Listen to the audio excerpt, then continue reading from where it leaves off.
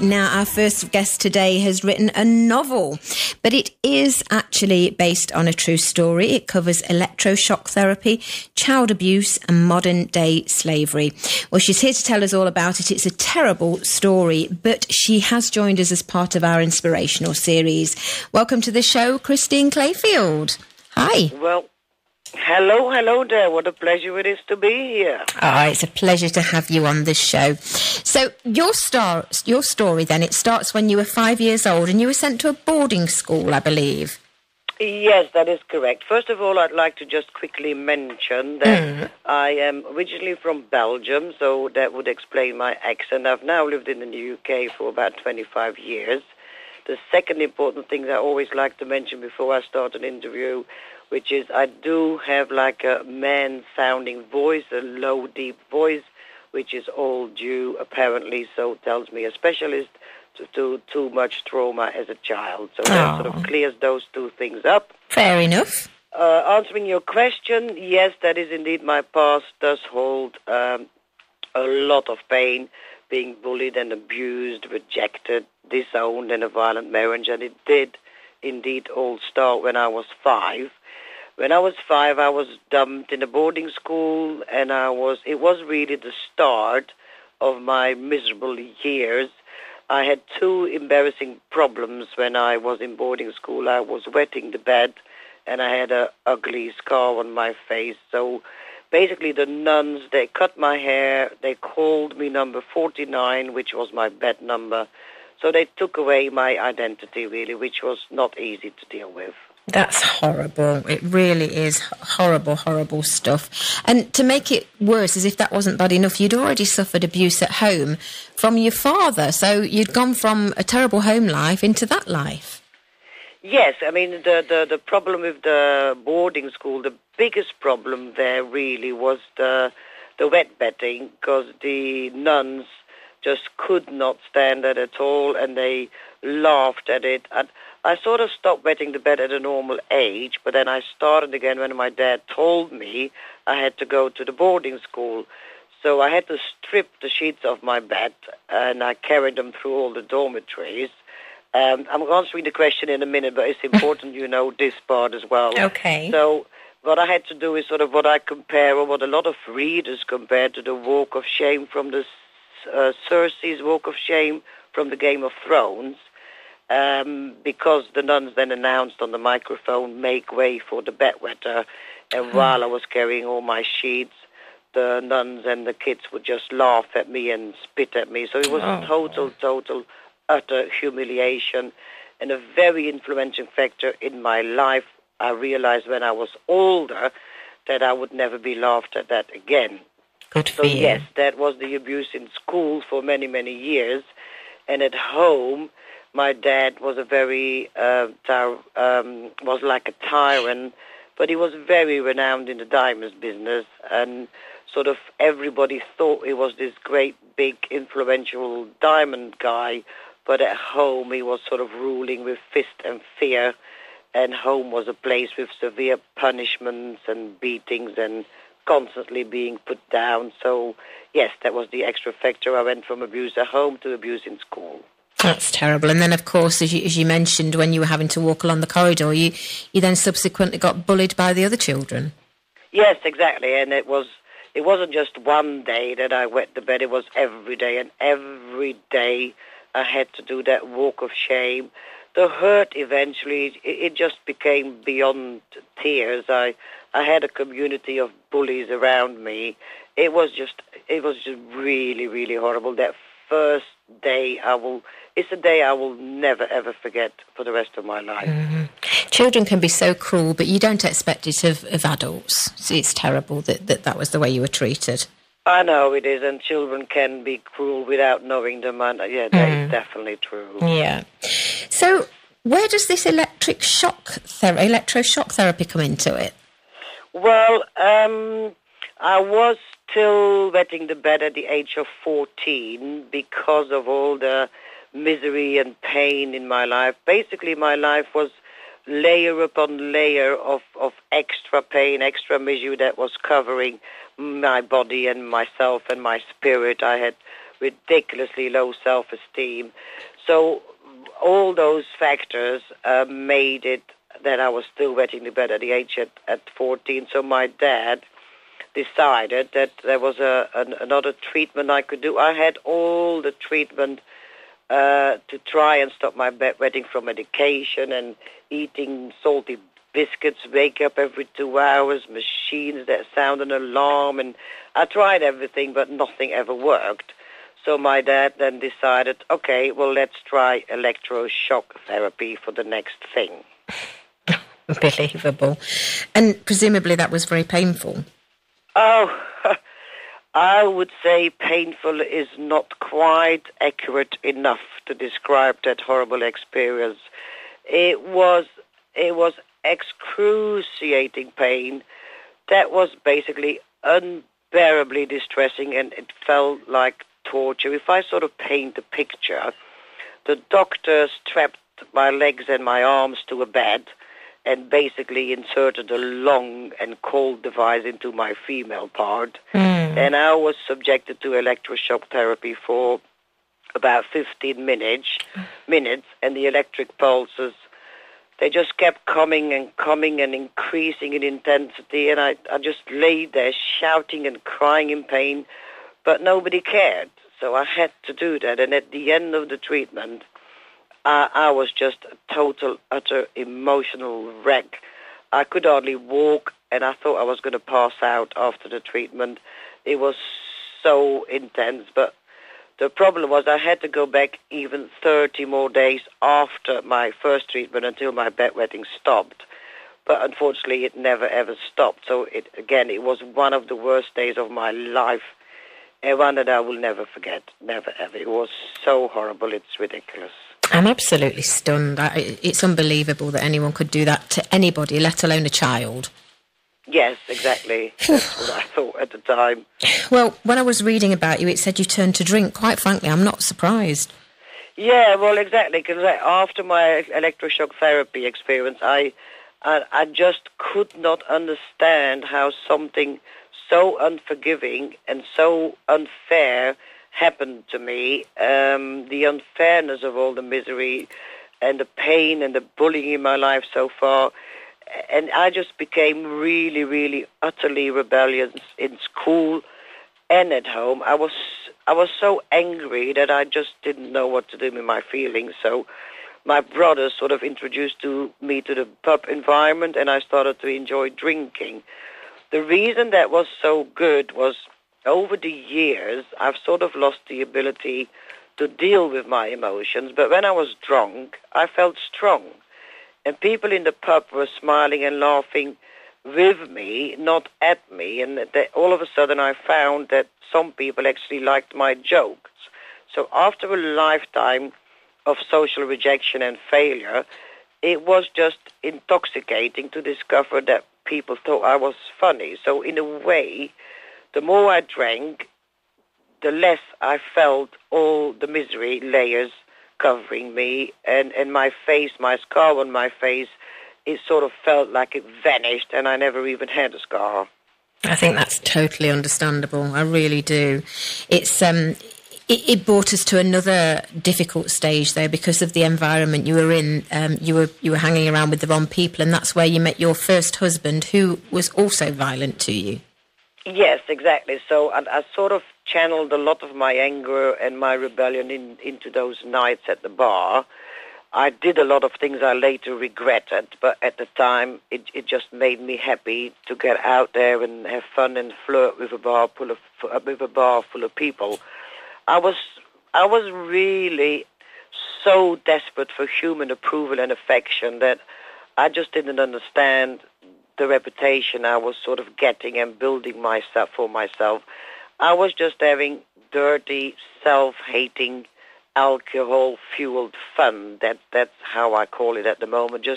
I was just a messed-up kid looking for approval and love in broken places. So I became an easy target for men looking for a one-night stand. So those days was just, I spent that weekends and days in the pub thinking it was the right place to be. So at some point, a guy walked in the bar, and soon after we started chatting. So he became the first guy ever who said he loved me, and he sort of became my first proper boyfriend. We then eventually moved in together as I was living above a pub in a dirty and dingy environment, because by that time I left home. I could not stand the situation at home anymore. So because I wanted to get out of that dirty, dingy room, we moved in together, and we started arguing all the time. But I just assumed that arguing in a relationship was like a normal thing, because I never saw anything else at home at all. And I suppose you just wanted someone to love you, and you thought that's what he was. Exactly. That's indeed why I sort of stuck with him, because I thought he did love me. Well, sadly, he was abusive, and once he beat you so badly that you ended up in a coma.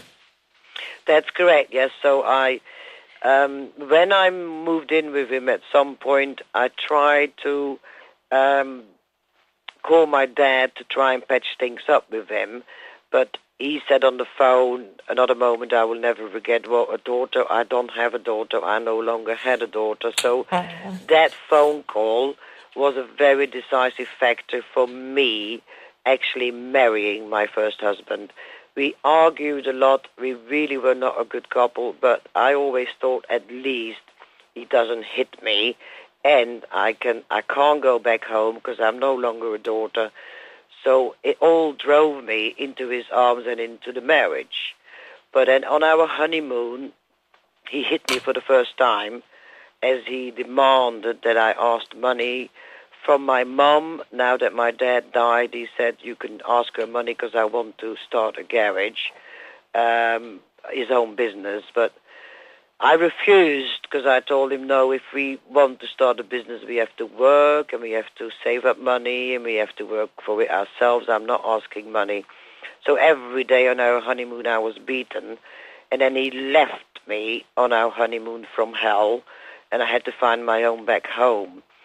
So what happened then is people told me I had to leave him, but the silly thing was, because of my Catholic upbringing, I was told and pushed into my brain over and over again, you have to forgive and forget, which is exactly what I then tried to do during 11 months of our marriage. I was beaten into hospital 3 times, and the 3rd time he beat me so bad that I was in a coma. It's so sad. We hear this so often, people staying, and it's difficult to understand, but it happens. And so it must be, apart from even, like you say, because of your upbringing, sometimes you think, well, where will I go? Yeah, that was indeed the case. I had nowhere to go. I couldn't go home because I had nowhere to live. And the Catholic upbringing, the forgiveness factor, did also play a part in that, because I just thought I had to forgive. But then there was an end on the forgiving. Once I was beaten into a coma, I just said, well, I've had enough. I've done enough forgiving. I can't do this anymore. Well done. So tell us how you managed to turn your life around then. Okay, well, after the coma, I was sort of a drum solo away, really, from total collapse. But I realized I wasn't ready to die. And I knew, because the beatings were more often and harder and longer, I just knew if I go back, I'm going to die. He had beaten me to the brink of death, and I survived. So for the first time, I actually saw strength in myself, and I kept telling myself I was actually lucky to be alive. I just needed to find the courage to rebuild a life and change the course of my life completely and utterly. And I told myself I was going to do just that. So I promised myself nothing was ever going to be the same again.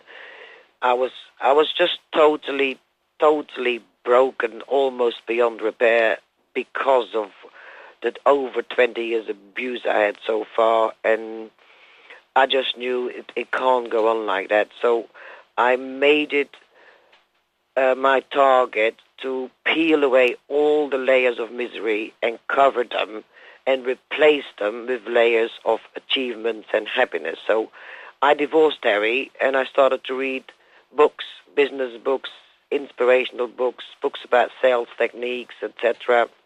And I also got into sports, and via a boyfriend, quite a long time after that, I started to do sports, and I discovered the power of achievement. So at some point, I actually won a swimming competition and a triathlon. So I took the number 1 spot on the trophy, and I realized then I don't have to be a loser. I can be a winner. I'm a winner now. Mm. So when I was practicing to compete the triathlon, I had to constantly tell myself, keep going, keep going, keep going, keep going, and you'll get there. And I told myself I'm going to apply these exact same principles in my business life, and I'm going to start up a business. So I started up my first business, and it all started, it had a ripple effect then, and just everything changed in my life from that point on. Wow, well done. Well, you're now a successful writer and businesswoman, so you really are an inspiration as part of our inspirational series. And I know that you want to mention your second husband because you said he deserves the praise. He does indeed deserve the praise. I do like to put him on a pedestal. He's just the best guy in the world and the best husband on this planet. The way that happened is with setting up the businesses, I owned a computer dealership, and one of my customers wanted some software that was developed in England. So I visited the company in England, and that's when I met my second husband, Richard. We became very good friends, but we couldn't really love each other because Richard was married with 4 children and lived in another country. But he was the very, very first person ever who said he believed in me. He said, you can achieve anything you want to achieve. I can see the businesswoman in me. So the fact he said that, it was the best thing anybody ever said to me. Not I love you, not I need you, but I believe in you. That was really what I needed, to believe in myself, which I did after he said that, and he kept saying it. But we couldn't stay away from each other, although we both tried very hard.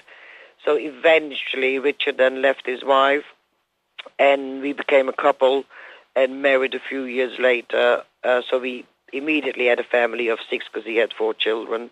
And then afterwards, Richard and I had twin girls together, and he was and still is my rock and my greatest support. Oh, that's lovely. Well, I'm so happy that it worked out well for you. Can you give us your website if people want to find out more? Yes, they can find out more about me on ChristineClayfield.com. And the book, it's called No Fourth River. That's a novel, but it's based on your story. Yes, so they can also find out more information on nofourthriver.com, and that is indeed the title of my journey from my harrowing past to the person I am today. Wonderful. So basically, I share my deepest secrets and weaknesses in my book, but I also share my victories.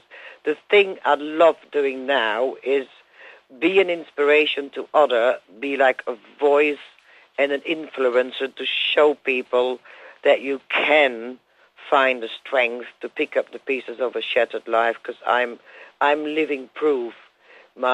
All of us have scars, but I hope that by writing my book, by sending a message to other people, that I will give strength to other people who are suffering to also say, hang on, if Christine can do this, I can do this. And I've got several messages on Facebook and emails from people who indeed did say that I've read your book and it's ridiculous. Now, I'm going to make my list and change my life, because that's one of the things I did after the coma. I made a list of the things I wanted to achieve. And I've always got people sending me messages saying, I've made my list, thank you very much. And that's really nice. So the main message I want to send across is that you can find a secret superpower in having a bad past, having had a bad past, is the